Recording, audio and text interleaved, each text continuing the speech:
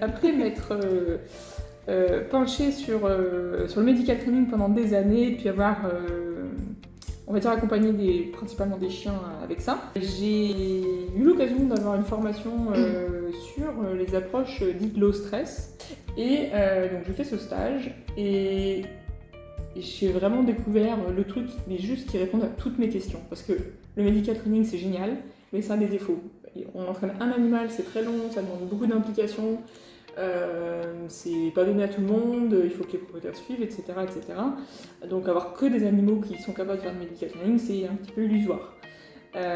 Et en fait, cette approche-là, ça permet de prendre en charge tous les animaux qu'on voit dans une journée normale dans une clinique. Ça ne nécessite pas l'entraînement de l'animal, ça ne nécessite pas que le propriétaire fasse quelque chose de particulier, c'est pour ainsi dire immédiat, enfin en tout cas c'est le but. Et ça permet de ne jamais avoir des animaux comme ce cheval. Donc ce cheval, on peut le rééduquer avec le medical training, mais encore plus simple que de le rééduquer avec du medical training, ça aurait été de ne jamais le sensibiliser aux soins, comme ça a été le cas, involontairement évidemment, hein.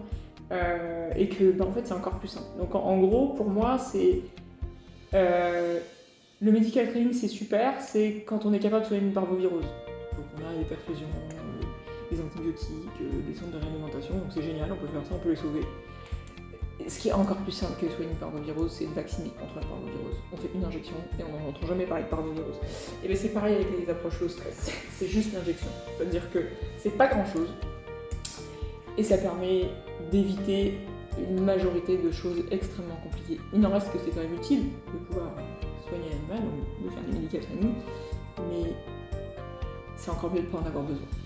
Voilà. Et du coup, j'ai découvert ça, et je me suis dit, et c'est juste tellement génial pour le vétérinaire qui peut soigner correctement, plus sereinement, mieux, ne pas se faire mordre et griffer, parce que aussi, quand on parle d'un animal qui se laisse pas soigner comme ce cheval, oui, on peut pas le soigner, mais accessoirement, le jour où il fallait le soigner, là, je pense qu'un coup de sabot mal placé, les vétérinaires auraient pu en mourir. Donc c'est quand même un sacré avantage. Pour le propriétaire, parce qu'il ne voit pas son animal en détresse, il peut le soigner correctement, et évidemment pour l'animal, parce qu'il peut se faire soigner, et puis en plus de façon un petit peu moins stressante. Et donc ça m'a vraiment donné envie de partager ça avec tout le monde, parce que juste, tout le monde a envie de ça en fait. Et j'ai juste envie que ça se diffuse, quoi.